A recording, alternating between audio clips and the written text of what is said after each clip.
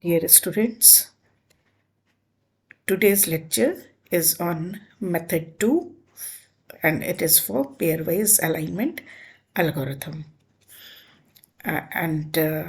We are going to see dynamic programming which is explained using minimum edit distance. So, what is dynamic programming? These are computational methods used to align two protein और nucleic acid sequences. हम खाली pair wise alignment की बात कर रहे हैं और ये सेकेंड मेथड है. फर्स्ट मेथड डॉट प्लॉट है जिसका लेक्चर ऑलरेडी साइट पे है यूट्यूब पे. Now this determines optimal alignment by matching two sequences for all possible pairs of characters between the two sequences. This is basically similar to dot matrix, and here also two-dimensional alignment grid is created. Introduction of artificial gaps in aligned sequences are done, and this fulfills the optimal alignment purpose. Here, this method finds alignment in more quantitative way. In dot plot, it was not merely qualitative method, but here it is quantitative, and this converts dot matrix into scoring matrix to account for matches, mismatches between sequences. तो account करेंगे कि match कितना है और quantitative manner में इसे compare करेंगे दो सीक्वेंसेस को. By searching for set of highest score in this matrix, the best alignment can be accurately obtained. जब हाईएस्ट स्कोर मिलेगा कई तरह से अलाइन करेंगे. गैप्स भी गैप्स जो डैश से शो करते हैं उनको भी लगाएंगे डिफरेंट जगहों पे और कई बार में ट्राई करेंगे. तो जब हाईएस्ट स्कोर मिलेगा मैट्रिक्स को मिनिमम शिफ्टिंग के बाद तो वो बेस्ट अलाइन पेयर्स होंगे. Now steps of dynamic programming और minimum edit distance. Dynamic programming और मिनिमम एडिट डिस्टेंस. अब मिनिमम एडिट डिस्टेंस क्या मतलब होता है? Change of one string into other by using minimum number of edit operations. जो हम एडिटिंग कर रहे हैं दो सीक्वेंसेस को कंपेयर कर रहे हैं, उसमें एडिटिंग कर रहे हैं और दो में से एक सीक्वेंस कांस्टेंट रहेगा और दूसरे सीक्वेंस को उसमें चेंज करेंगे.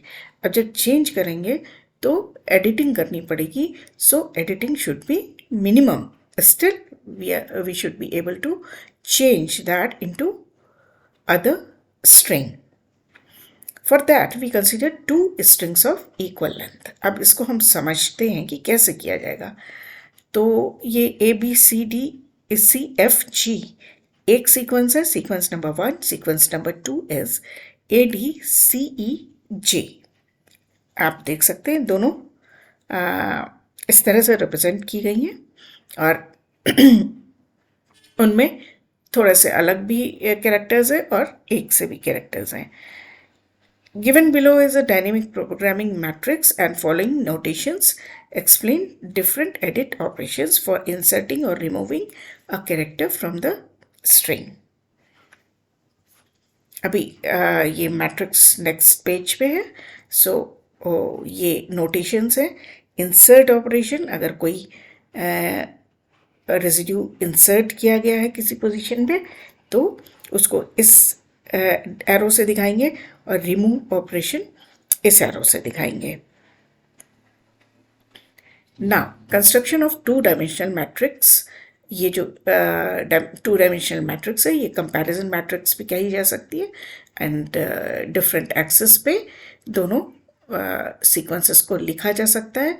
और ये सीक्वेंस नंबर 1 ऊपर लिख दिया, सीक्वेंस नंबर 2 यहाँ पे लिख दिया. अब इसको सीक्वेंस नंबर 1 में चेंज करना है. सीक्वेंस नंबर 1 यानी कि AB है तो यहाँ से डी एडिट होगा और यहाँ पे बी आना चाहिए।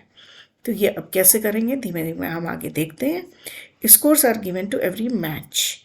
मैच माने यहाँ पे इस कॉलम में ए दोनों तरफ से आ रहा है, रो से भी ए है, ए की पूरी ये स्ट्रिंग है, ये ए की पूरी स्ट्रिंग है, तो यहाँ पे ए दोनों तरफ से आ रहा है, तो ये दिस इज मैचिंग। वाइल यहाँ पे अगेन ये पूरी स्ट्रिंग ए की है, तो यहाँ पे ए है, वाइल बी की स्ट्रिंग है तो यहाँ पे बी है, तो ए बी जो है आपस में मिसमैचिंग कैरेक्टर्स कहलाएंगे। और इनको जो हम नंबर्स देते हैं या ये अब जो स्कोर कर रहे हैं वो स्कोरिंग स्कीम्स के अकॉर्डिंग करते हैं। स्कोरिंग स्कीम्स अभी हम नेक्स्ट एक दो प्रोग्राम्स और मेथड्स देखने के बाद फिर हम स्कोरिंग स्कीम्स के बारे में डिस्कस करेंगे। उसको फॉलो करके यहाँ पे मैचिंग को क्या स्कोर दें और मिसमैच को क्या स्कोर दें, या गैप देते हैं तो क्या स्कोर हो और गैप को एक्सटेंड करते हैं तो क्या स्कोर हो, उसके लिए सेट स्कीम्स हैं, उनको हम बाद में पढ़ेंगे। अभी हम स्कोर दे के देख लेंगे कि क्या हो रहा है, कैसे है। हम अपने मन से स्कोर दे लेंगे, जो कि जब एक्चुअल कंपैरिजन किया जाता है तो फिक्स्ड स्कोर्स के हिसाब से किया जाता है।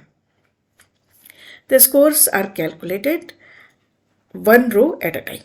स्कोर्स जब कैलकुलेट करना शुरू करते हैं तो हॉरिजॉन्टल ये जो ये सेल्स हैं ये रो कहलाते हैं, तो ये सारे रो में एक रो को एक बार में स्कोर कर लेंगे। फर्स्ट रो है वो पूरी लेंथ में किया जाएगा। अभी हम पूरी मैट्रिक्स दिखाएंगे, ये छोटा छोटा दिखा रहे हैं हम आपको कि आप समझ सकें। फिर उसको हम जैसे ये रो है तो ये पूरी रो एक बार में स्कोर कर ली जाएगी। फिर जब ये फिनिश हो जाएगी तब ये वाली रो शुरू होगी कि कैसे उसमें किस सेल की क्या वैल्यू होगी। The scanning of second row takes into account the scores already obtained in the first row. Process is iterative until values for all cells are filled. इसका क्या मतलब है, ये इसमें आप देख भी रहे हैं, अभी इसको फिर से और भी ज़्यादा एक्सप्लेन करेंगे। बट अगर हम यहाँ पे इस रो को इस सेल को स्कोर कर रहे हैं तो ये अकेले नहीं स्कोर हो जाएगा। इसके लिए हम इस सेल की वैल्यू देखेंगे, इस सेल की वैल्यू देखेंगे और इस सेल की वैल्यू देखेंगे। तीनों की वैल्यू देख के फिर यहाँ पे कुछ स्कोर आएगा। वो कैसे आएगा ये फिर हम अब आगे देखते हैं। नेक्स्ट स्लाइड आप देखिए, तो in the matrix minimization matrix है ये, जिसका कि हम एग्जांपल आगे देंगे। उसका क्या मतलब है ये हम देखते चलेंगे। तो in the matrix given below we are considering change of string 2 into string 1। यहाँ पे ये स्ट्रिंग कांस्टेंट है और इस स्ट्रिंग को इस स्ट्रिंग में चेंज कर रहे हैं। For the base conditions first row and column contain null string operations. Null माने ज़ीरो। ये क्या कह रहे हैं कि नल फर्स्ट रो ये हुई और फर्स्ट कॉलम ये हुआ, तो सारा ज़ीरो है। आप देख रहे हैं इसमें नंबर भरे हुए, लेकिन जो ये कह रहा है, ये पॉइंट नंबर 2 कह रहा है कि बेस कंडीशंस है और यहाँ पे हमें पहले से अपने से कुछ भरना है। तो ये पूरा सारा ज़ीरो था, ये पूरा सारा ज़ीरो था। अब हम इसको भरेंगे। उसको भरेंगे किससे, ABCFG इस डायरेक्शन में और कॉलम के डायरेक्शन में ADCEG से इसको फिल करेंगे। यानी कि ज़ीरो को A से रिप्लेस करेंगे, 0 को AD से रिप्लेस करेंगे, 0 को ए डी सी से और ई वाली पोजीशन पे ए डी सी ई पे से रिप्लेस करेंगे और जी वाली पोजीशन पे ये 5 सेल्स के 0 को हटा के एडिट करेंगे हम, उसमें कुछ नया भरेंगे। सिमिलरली यहाँ ए भरेंगे, जब इसको कंसीडर करेंगे तो ए बी भरा जाएगा, इसको कंसीडर करेंगे तो ए बी सी भरा जाएगा। लाइकवाइज यहाँ पे एफ जब लिखना है तो यानी कि खाली एफ तो लिखना नहीं है, ये सारे लिखने। एंड सिमिलरली जी के लिए ये सारे लिख लेंगे। तो ये जो नंबर आप देख रहे हैं ये नंबर है कि कितनी बार एडिट ऑपरेशन किए गए हैं। So in this first cell of column and row both have null characters. null character जैसा कि समझाया सारों में 0 है और उसमें कोई कैरेक्टर हम फिल कर रहे हैं। तो कितने एडिट और ऑपरेशंस किए। Now filling the entire first row. अब कैसे फर्स्ट रो कैसे करेंगे। फर्स्ट सेल ऑफ कॉलम 2, यहाँ पे तो दोनों में 0 है तो ये 0 जाएगा, पूरा 0 था, ऊपर भी नीचे भी, तो दिस इज 0। तो जब कॉलम और रो में सेम कैरेक्टर है माने 0 0 है तो कोई एडिट ऑपरेशन नहीं करना पड़ा, 0 रख दिया। अब इसमें ए डाला तो 0 ए है तो सिंगल ऑपरेशन है, सिंगल एडिट ऑपरेशन है इसलिए 1 है। यहाँ पे पहुँचे तो 1 और 2 एडिट ऑपरेशन हैं। कुछ इंसर्ट कर रहे हैं, पी इंसर्ट कर रहे हैं तो ये यहाँ पे 2 edit operations, 3 edit operations, 4 edit operations and 5 edit operations, यानी कि इसके सारे जीरोस जो हैं A B C F G से भर दिए गए हैं। और स्कोर क्या दिया गया है, नंबर जो है वो एडिट ऑपरेशंस बता रहे हैं इस प्रोसेस के। ठीक है, this is insert. first cell column 3, then first cell column 4, first cell column 5 and first cell column 6, सब में इंसर्ट ऑपरेशन लगा है या एडिटिंग की गई है इंसर्ट से। तो इस तरह से पूरी एक फर्स्ट रो स्कोर हो गई। ना फर्स्ट कॉलम, अब फर्स्ट कॉलम में क्या करना है, अगेन यहाँ पे ये रो में भी 0 था और कॉलम में भी 0 था इसलिए ये 0 ही था। अब यहाँ पे ए डालना है तो एक एडिट ऑपरेशन, डी करना है तो ए डी डालना पड़ेगा, सी करना है तो ए डी सी, तो 3 edit operations, 4 edit operations and 5 edit operations. तो ये यहाँ पे फर्स्ट कॉलम और फर्स्ट सेल आपस पूरा हमने फिल कर दिया and this is called base operation. क्योंकि अभी हमने कोई कंपैरिजन नहीं किया है इन दो स्ट्रिंग्स को, अब आगे चल के कंपेयर करेंगे जो कि यहाँ पे खाली जगहों पे भरेंगे, लेकिन अभी कंपैरिजन नहीं हो पाया है। तो ये बेस ऑपरेशन है which is complete now. Now for filling empty cells of row 2, rules followed will be either of the 2। 2 rules follow करते हैं बाकी के सेल्स फिल करने के लिए। तो अगर रो कैरेक्टर कॉलम कैरेक्टर जैसा नहीं है, R row is not equal to column character, row character not equal to column character, then the value of edit operations will be minimum of the neighboring 3 sales.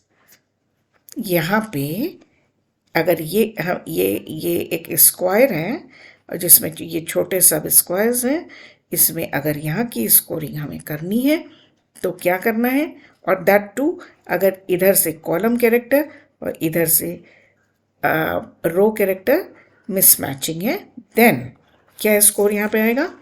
उसके लिए हमको ये column देखना पड़ेगा, ये सेल देखनी पड़ेगी, ये सेल देखनी पड़ेगी, ये सेल देखनी पड़ेगी, तीनों में क्या वैल्यू लिखी है उसमें से मिनिमम लेंगे।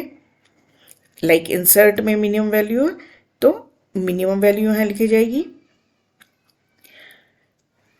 तो इंसर्ट का साइन है ये, यहाँ पे डिलीट का, अगर ये मिनिमम होता तो यहाँ पे रखते और वो क्या होता, डिलीशन का साइन था।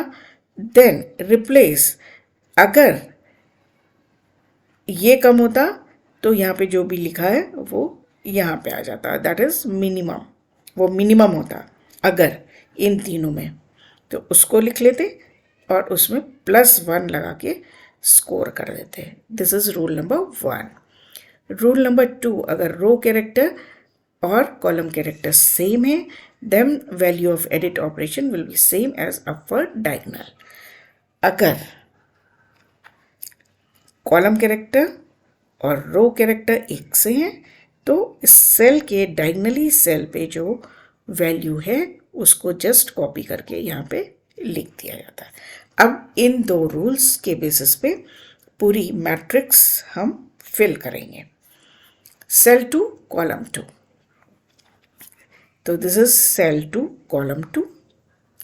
यहाँ पे A आ रहा है और A आ रहा है, तो रूल नंबर 2, रूल 2 फॉलो किया जाएगा क्योंकि मैचिंग कैरेक्टर है। R is equal to C, दोनों एक से हैं, तो डायगनली प्रेजेंट सेल में जो भी लिखा गया है उसे कॉपी कर लिया ना। नेक्स्ट सेल, चूंकि रो हम एक बार में भरेंगे, तो नेक्स्ट सेल देखिए, ये इधर से कॉलम तो B का है और इधर से A आ रहा है, तो ये मिसमैचिंग है। इसका मतलब यहाँ, यहाँ और यहाँ में से जो मिनिमम वैल्यू है उसको कॉपी कर लिया, इंसर्ट ऑपरेशन हुआ, फिर +1 लगाना है, तो इसकी वैल्यू, इस कॉलम की वैल्यू 1 है। नाउ हियर C इधर से कॉलम से आ रहा है, A इधर से आ रहा है, अगेन मिसमैचिंग है। अब देखते हैं, ऊपर इस सेल में 3 है, इस सेल में 2 है, इस सेल में 1 है, यानी कि अगेन ये मिनिमम 1 ही है, इंसर्ट ऑपरेशन करना है, +1 करके 2 हो गया। सिमिलरली ये दोनों भी F और A and G and A, तो ये जो है ये मिसमैचिंग है, तो रूल नंबर 1 ही फॉलो होगा और इस तरह से इनकी वैल्यू 1, 2, 3 एंड 4 हो जाएगी। और एक नेक्स्ट रो भर गई, बेस ऑपरेशन था जिससे फर्स्ट रो और कॉलम भर गया था। अब ये बाकी के सेल्स फिल हो रहे, लेकिन फिर भी सेकेंड रो को पहले भरेंगे और पूरी रो भर लेंगे, ठीक है। नाउ अब फिल 3 में अगेन A इधर से आ रहा है, D इधर से आ रहा है, तो मिनिमम वैल्यू किसकी है, 0 की वैल्यू है, ऊपर से आएगा, वैल्यू ऊपर से आएगी जो कि डिलीट है, डिलीट करना पड़ेगा D को अगर B में बदलना है, A में बदलना है। एनीवे अभी हम सिर्फ इतना देख रहे हैं कि स्कोरिंग कैसे करें, तो ये 0 हो गया, उसमें +1 लग जाएगा, rule number 1।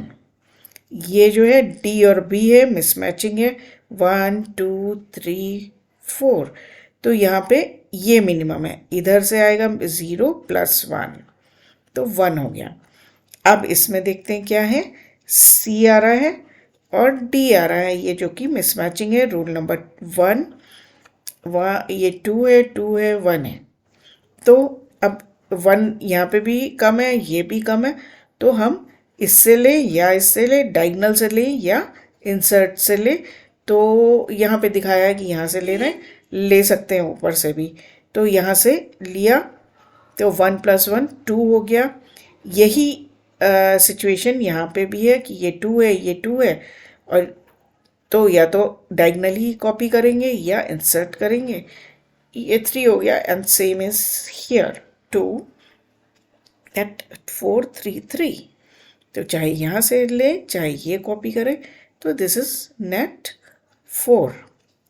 Here either of the two arrows may be put, replace or insert because both values are minimum।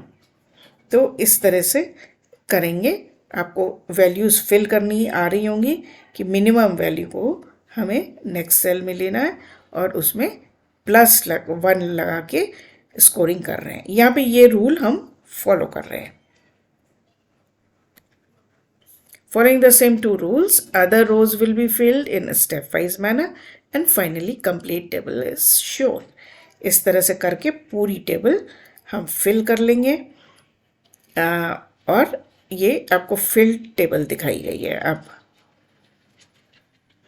For converting ADC into ABC in both positions, 1 contains a character, A character, and position 3 contains C character. So by changing single character into character D into B at position 2, both string will become identical. Hence there is need of only one operation, which is the replace operation. ये किसकी बात हो रही है? Column 4 रो 4। Column 4 कौन सा है? 1 2 3 4। रो 4 1 2 3 4। ये है, इसमें कौन सा रूल लगा? C एंड C आइडेंटिकल है, ये तो मैच कर रहा है। मैच में यहाँ पे 1 है तो ये डायगनली कॉपी कर लिया गया है। ठीक है,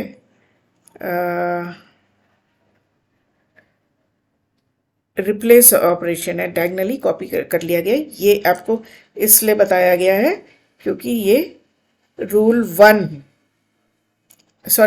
2 इसमें एप्लीकेबल है। ये देखिए, ये है, ये 1 कहाँ से आया? मैचिंग कैरेक्टर्स है। ये C है, इधर इधर भी C है, मैचिंग कैरेक्टर्स है, डायगोनल पोजीशन पे 1 है, तो rule 2 will be followed and this is copied. तो इस तरह का जहाँ भी आएगा, ये again you will see that G position पे आ सकता है। यहाँ पे ये डायगोनल कॉपी किया जाएगा। ये देखिए, ये यहाँ पे रूल 1 नहीं लगेगा, रूल 2 लगेगा, क्योंकि मैचिंग कैरेक्टर्स है। और 2 एडिट ऑपरेशंस टोटल हैं। क्यों? क्योंकि एक तो आप देखिए कि E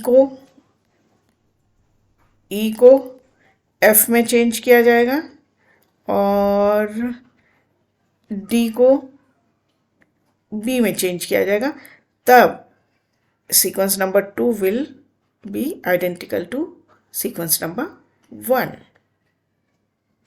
यहाँ तक में एक एडिट ऑपरेशन है C के पॉइंट तक, और फाइनली 2 एडिट ऑपरेशंस हैं।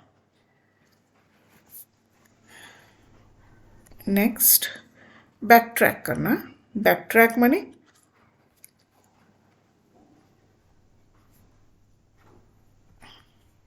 to backtrack to find out 2 operations, follow the reverse direction of arrowhead present in the considered cell। हम ऐसे कर सकते हैं, इधर से किधर से किधर से क्या हुआ। तो स्टार्ट फ्रॉम आंसर, ये 2 जो है लास्ट फिल्ड सेल में, which is copied from its diagonal cell. No edit operation is required. Edit GG present है, एडिट की कोई ज़रूरत ही नहीं है। Upward diagonal cell carrying 2 value where our row character is E and it is not F of column character, so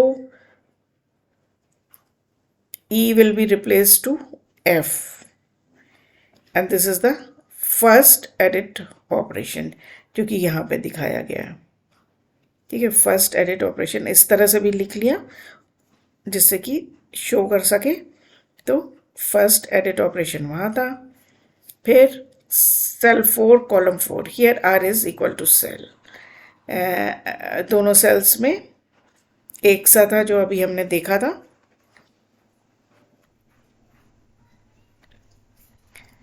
ये जो है ये यहाँ से कॉपी कर लिया गया। फिर सेकेंड एडिट ऑपरेशन कहाँ आया? Third cell column 3, third cell column 3, 1 2 3,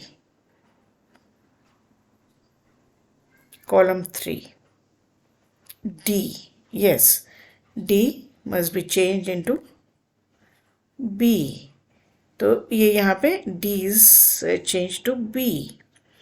तो अगर हम ऐसे लिख के दिखाएं तो सेकेंड एडिट ऑपरेशन डी की जगह पे आया है, बी हटा के हमें डी अगर हम लिखे तो ऊपर नीचे, यहाँ पे ऑलरेडी ई लिख चुके हैं फर्स्ट, यहाँ पे एफ पे, तो एफ हटा के ई कर ही चुके हैं, और डी हटा के डी को यहाँ बी की जगह पे लिख दें, तो बी मतलब लिख दें, तो ये सेकेंड एडिट ऑपरेशन शो कर रहा है. Finally cell 2 column 2 R is equal to C.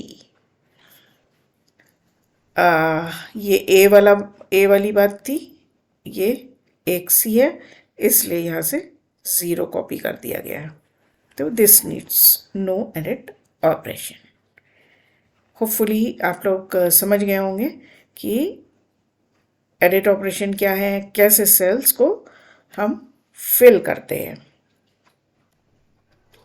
Now highlights of dynamic programming, जो अभी तक देख लिया कि कैसे बनाएंगे, अब इनकी इंपॉर्टेंट पॉइंट्स को एक बार समराइज कर लेते हैं. Dynamic programming method assures the optimal global alignment. Global alignment was given by Needleman and Wunsch. So method is known as Needleman and Wunsch. Or local alignment, which is Smith-Waterman method. And here we simply explore all possible elements and choose the best. Agar problem is too large to be computed, it is divided into smaller problems. Information is assembled to give a solution for पहले तो उनको छोटे टुकड़ों में divide करके, अगर sequences बहुत लंबे, छोटे सीक्वेंसेस में उनको डिवाइड करके फिर अलग अलग सबके लिए अलाइनमेंट का स्कोर कंप्यूट करते हैं, और फिर एक साथ उनको मिला के लार्ज प्रॉब्लम को सॉल्व कर लेते हैं. और उस बीच में जो scores of comparison are stored in a table like spreadsheet inside the program. These individual scores are then used to build an alignment score, stepping through the tail from beginning to end. A key part of alignment methods is scoring method for insertions and deletions. ये gaps दिए गए हैं उनको account में रखा गया है और उनकी स्कोरिंग की जाती है डायनेमिक प्रोग्रामिंग में. Once the scores have been accumulated in matrix, next step is to find the path that represent the optimal alignment. अब path कैसे find करते हैं वो हम आपको फिर से दिखाएंगे. This is done by tracing back through the matrix in reverse order from the lower right hand corner of the matrix towards the origin of the matrix in upper hand corner. This we will see. The best matching path is the one that has maximum total score. If two or more paths reach the same highest score, one is chosen arbitrarily to represent the best alignment. The path can also move horizontally or vertically at certain points, which correspond to introduction of gap or an insertion or deletion for one of the two sequences. Whenever gap is made in one sequence so that two other matching regions can be better aligned, that is scored with penalty to be subtracted from the final score given for matches and mismatches. तो match, mismatch, gap और gap penalty, ये 4 तरह के pre determined scores होते हैं जब दो sequences को आपस में कंपेयर किया जाता है. The score given each time a gap is extended by another residue is again penalty to be subtracted from the final score. इसका क्या मतलब है? एक तो गैप ओपन किया कहीं पे तो पेनल्टी दी, और अगर फिर भी नहीं मैचिंग अच्छी आ रही तो एक दो बार और गैप को एक्सटेंड करेंगे. अगेन ये अलाइन करने के लिए कोशिश होती जो कि नेचुरली नहीं दिख रही है, इसलिए उसको सब्ट्रैक्ट किया जाता है. नाउ एक और हम आपको एग्जांपल दिखा रहे हैं और इसमें ट्रेस करेंगे कि बेस्ट अलाइनमेंट कौन सा है. देखिए अब यहाँ पे रोल थोड़ा सा डिफरेंट है, but it is the dynamic programming only. अभी तक हम देख रहे थे कि अगर इसको स्कोर करना है, अगर हमें ए को स्कोर करना है, ए सेल को स्कोर करना है, तो पहली बात क्या देखते थे कि कॉलम कैरेक्टर रो कैरेक्टर जैसा मैचिंग है कि नहीं। मैचिंग है तो रूल नंबर 2 लगता था और डायगोनल पोजीशन पे जो भी स्कोर है वो यहाँ पे लिख दिया जाता था। अगर row character is not equal to column character, तब इस सेल को और इस तीनों सेल्स को देखा जाता है जहाँ की स्कोर्स ऑलरेडी दिए जा चुके हैं, और अगर उनमें से मिनिमम कोई सा है तो उसको हम यहाँ पे कॉपी करते थे और उसमें +1 करके हमने स्कोर फाइनल कर दिया था। अब ये जो नया एग्जाम्पल है ये भी डायनेमिक प्रोग्रामिंग का है।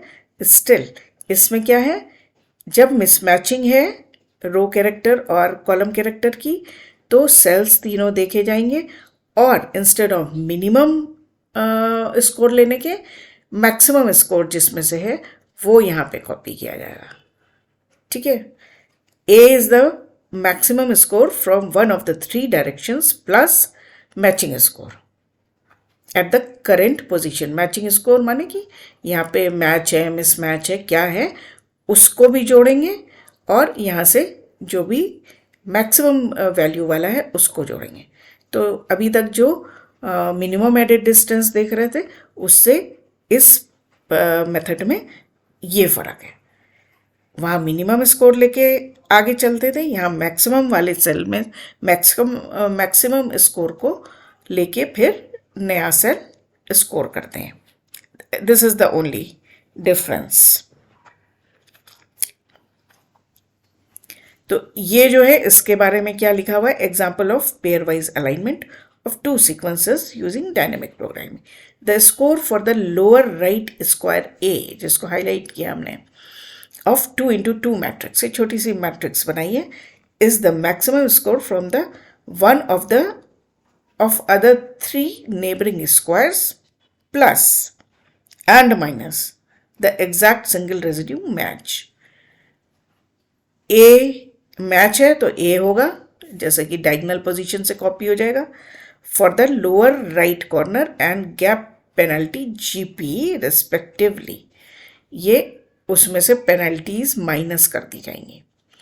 अगर मैचिंग है रो कैरेक्टर और कॉलम कैरेक्टर तो यहाँ से वैल्यू कॉपी की जाएगी, जो कि A है उसको ले लिया जाएगा और उसमें से गैप पेनल्टीज को माइनस किया जाएगा। मैंने आपको पहले भी बोला कि pre determined, match, mismatch, gap और एक्सटेंशन ऑफ गैप, इन सब के स्कोर्स प्री डिटरमिन्ड होते हैं। तो मैचिंग का स्कोर लगा लिया, यहाँ पे जो स्कोर लिखा हुआ है उसको ले लिया, मैचिंग या मिसमैचिंग का स्कोर ले लिया, और अगर गैप पेनल्टी रखनी है, गैप एक्सटेंशन पेनल्टी भी इसमें जोड़ी जाएगी, तो उसको माइनस करके फिर फाइनल स्कोर A का सेट होगा।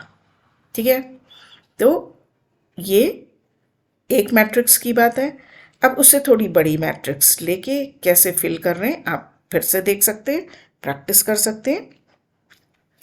इसके लिए क्या लिखा है, a matrix is set up for 2 short sequences, a simple scoring scheme is applied in which an identical match is assigned a score of 1।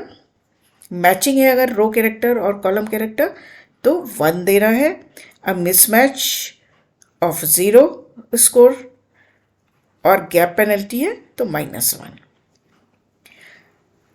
The score in the matrix are filled one row at a time and one cell at a time beginning from the top to bottom, जैसे कि अभी हम भर चुके हैं already. The best scores are filled to the lower right corner of the sub matrix.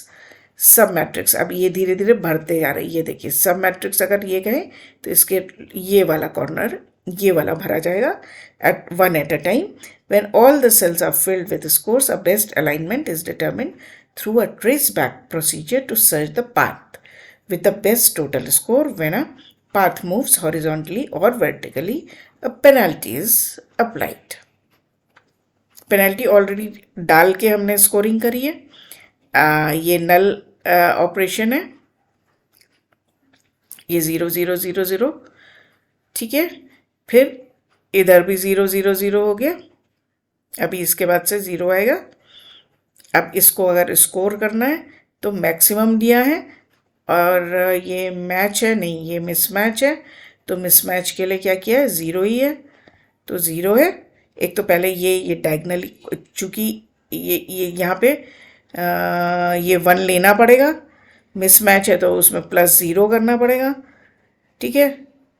और कोई gap वैप दिया नहीं है शायद यहाँ पे, तो गैप तो दिया है, गैप देंगे तो और फर्दर माइनस करेंगे, तो यहाँ पे स्कोर क्या आया, 1। इस तरह से यहाँ पे और 1 आया, 1 आया, ये देखिए 1 1 2 एंड 2। आप इसकी प्रैक्टिस करिए तो आपको फिर से समझ में आएगा कि यहाँ पे मैक्सिमम स्कोर को कॉपी कर रहे हैं अगर मैच है, और उसमें मैचिंग स्कोर जोड़ रहे हैं। अगर गैप देना है, गैप पेनल्टी इंक्लूड करनी है, तो वो भी उसी में माइनस कर दी जाएगी। तो इस तरह से जो फाइनल स्कोर आएंगे उससे ये पूरा मैट्रिक्स 1 बाय 1 फिल हो जाएगा। अब ये कह रहे हैं कि इसी में से हम देखें कि कहाँ पे गैप आता है, कहाँ पे मैचिंग आती है। तो एक पाथ इसमें से निकालना है जिसमें हाईएस्ट स्कोर्स हो। तो ये देखिए ये फिल्ड मैट्रिक्स है, इसमें से पाथ निकाला इन्होंने फिलिंग के लिए। तो ऊपर का ये लिख लिया, एक सीक्वेंस नंबर 1 ATTGC। अब यहाँ पे ये हाईएस्ट स्कोर है इसलिए 4 ले लिया, यहाँ पे CC मैच है जो कि इस तरह से दिखाते हैं। देन ये अपवर्ड्स डायगनली चलना है, ऊपर भी ले जा सकते हैं, तीनों ये तीनों एक से है, तो चलिए ऊपर ले जाते हैं। क्यों? क्योंकि यहाँ पे मैचिंग मिल रही है, ये भी देखना है कि मैच हो रहा है, तो GG आपस में मैच कर रहे हैं।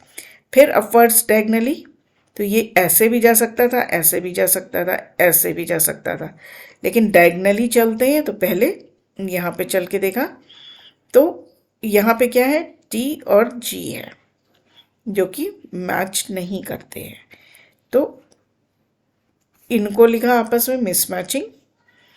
फिर उसके बाद क्या हुआ कि अब क्या है, ये इसमें सबसे हाईएस्ट वैल्यू आ रही है स्कोर की, तो इस डायरेक्शन में चलना पड़ेगा। जब चॉइस होगी किधर जाएं तो उनमें से मैचिंग मिसमैचिंग देख के आगे बढ़ेंगे, और नहीं तो जो हाईएस्ट स्कोर है वो देख रहे हैं मिसमैचिंग के केस में। तो this is 1।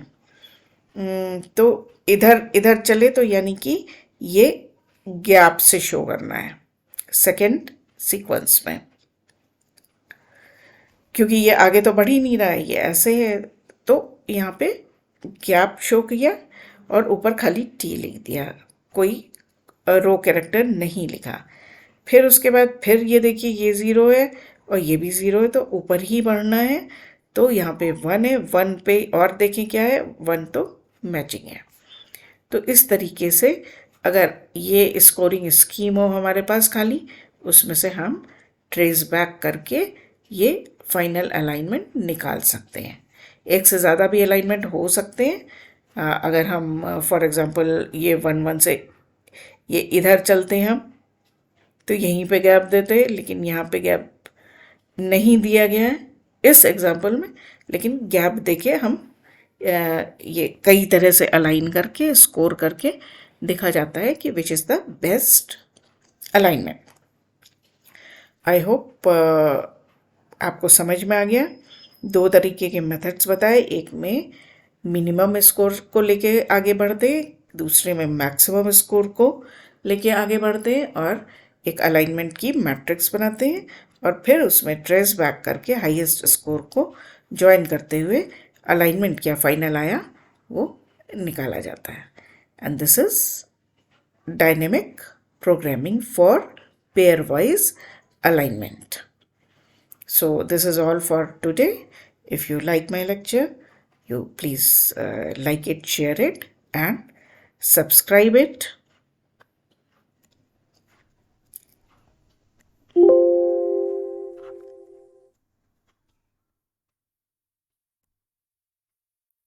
And thank you for today.